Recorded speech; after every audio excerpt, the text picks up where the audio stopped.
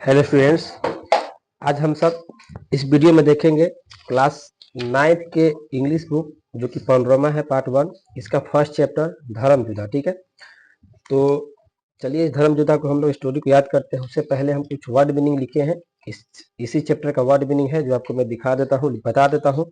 पहले आप इसे देख ले, उसके बाद ही पढ़ें ताकि ज़्यादा समझ में आएगा। देखिए, स्टोरी का मतलब कहानी होता है, यंग का मतलब जवान होता है। थोड़ा वर्ड मीनिंग को स्पीड में देखेंगे, बाकी आप इसे लिख ले, वीडियो को रोककर आप लिख लें, उसके बाद आप इसे याद कर लें। स्टोरी का मतलब कहानी, यंग का मतलब जवान, स्क्रिप्चर का मतलब होता है शास्त्र, फील का मतलब महसूस करना होता है, एग्रीव का मतलब होता है पीड़ित या दुखित, एजिटेटर का मतलब होता है उत्तेजित, और अनचैरिटेबल का मतलब होता है कठोर।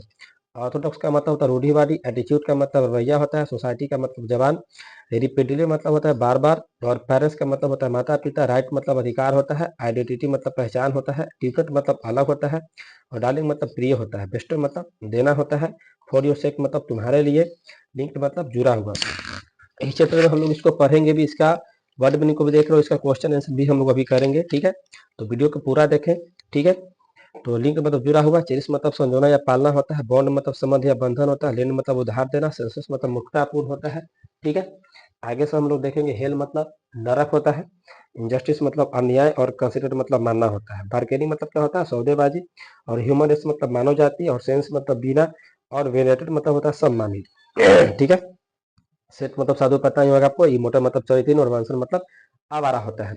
तो आइए अब हम लोग चैप्टर को स्टार्ट करते हैं। ठीक है, धर्मयुद्ध जो स्टोरी है, ये कहीं ना कहीं इस स्टोरी में एक पद्मा लड़की जो कि पढ़ी लिखी लड़की है, एजुकेटेड लड़की है, ये रामायण और महाभारत के शास्त्रों से कुछ पढ़ी लिखी है, जानी है, पहचानी है। तो इससे पता चला है कि हमारे समाज में जो महिलाओं की पहचान है वह कहीं ना कहीं महिलाओं की पहचान है ही नहीं, बल्कि पुरुषों से उसकी तुलना की जाती है, उससे उसकी पहचान बनाई जाती है।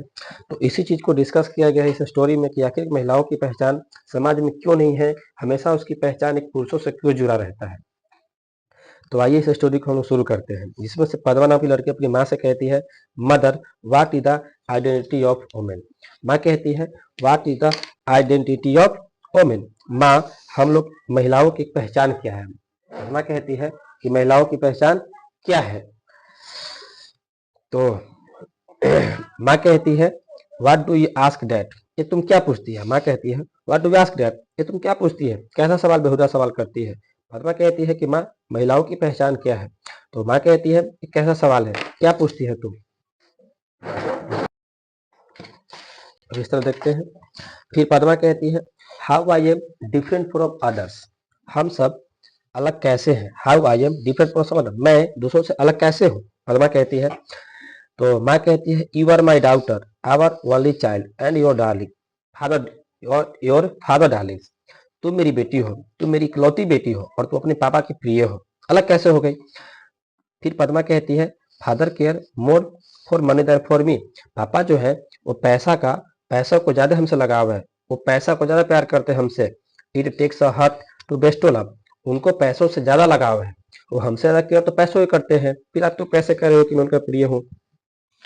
तो माँ कहती है, for you home does he save, तो वो किसके लिए बचाते हैं, तुम्हारे लिए तो बचाते हैं। ऐसा माँ कहती है कि वो तुम्हारे लिए तो बचाते हैं।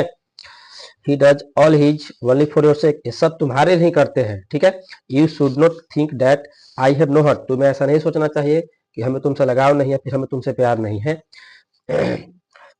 पद्मा फिर कहती है, बट आई डिड नॉट से इट यू, बट मैं तुम्हारे लिए माँ नहीं कहा था। ऐसा पद्मा कहती है।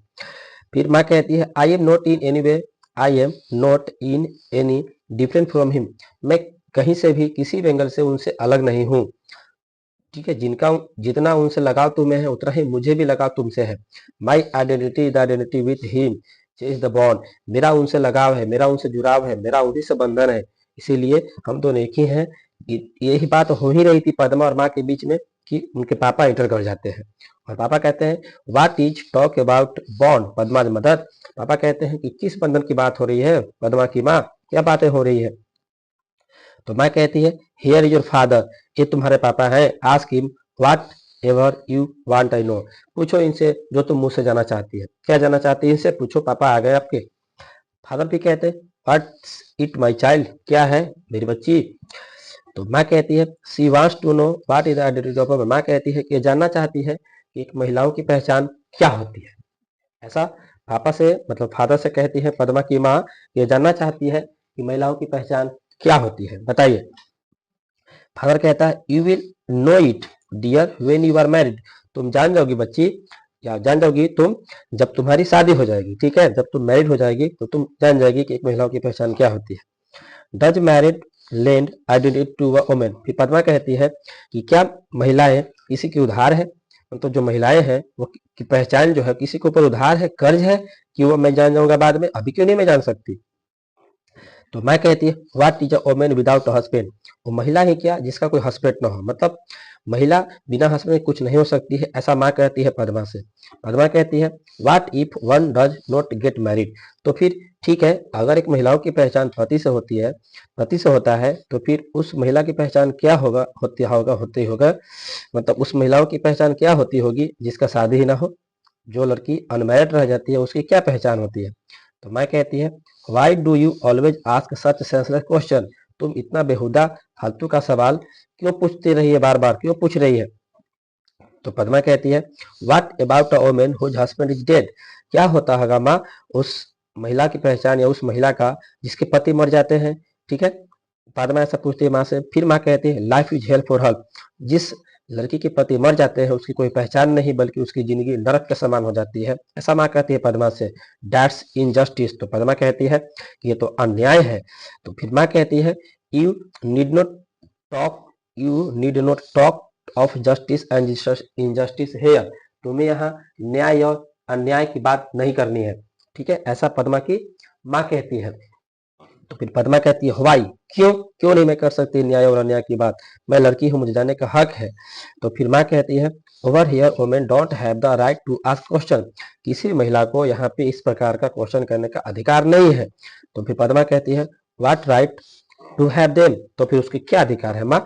तो फिर पापा कहते हैं right are for equal dear, ये अधिकार सबके लिए बराबर होता है, ऐसा फादर कहते हैं। तो पद्मा कहती है why is a home considered a palace for bargaining, जो उसका घर होता है, जो महिलाओं का मतलब रहने का, कभी तो मायके में रहती है तो कभी शादी के बाद वहां जाती है, तो ऐसा सौदेबाजी क्यों किया जाता है, उसके साथ हमेशा क्यों एक जगह नहीं रह सकती, उसका हमेशा सौदेबाजी क्यों होता है, कभी यहाँ कभी वहां, ऐसा क्यों होता है उसके साथ।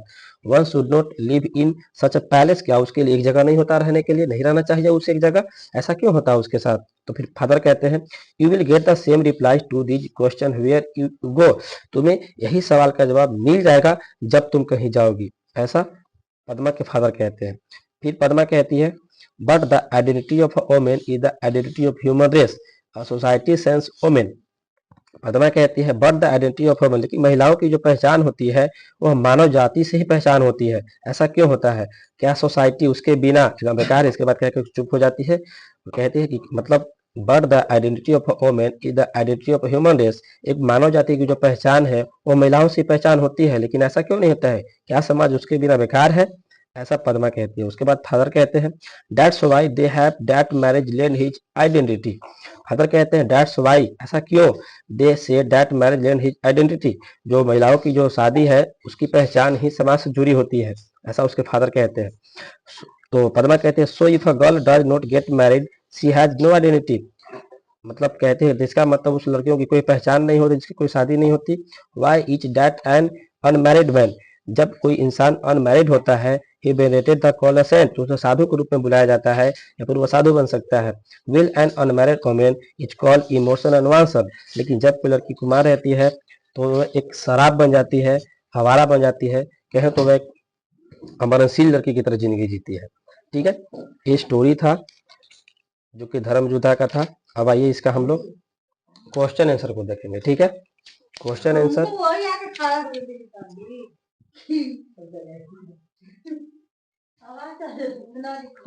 अब इसमें पहला सवाल हम लोग देखते हैं, ठीक है। तो जो पहला सवाल है वो सवाल है बी का पहला कह रहा है what is the question that what was the question that Padma wanted to know from her from parents, मतलब जो पद्मा है वो अपने फादर से या पेरेंट्स से किस प्रकार का सवाल जानना चाहती है, ठीक है। तो उसका क्या सवाल था, तो इसका हम आंसर लिख सकते हैं the Padma wanted to know from her parents what is the identity of women, मतलब हम लिख सकते हैं इसका आंसर क्वेश्चन क्या है, what was the question that Padma wanted to know from her parents, मतलब पद्मा अपने पेरेंट्स से किस सवाल का जवाब जानना चाहती है, क्या क्वेश्चन करती है। तो हम आंसर लिख सकते हैं, the Padma wanted to know from her parents what is the identity of women, मतलब पद्मा जानना चाहते हैं अपना पेरेंट्स से कि एक महिलाओं की पहचान क्या होती है। ठीक है, ये पहला का आंसर हम लिख सकते हैं।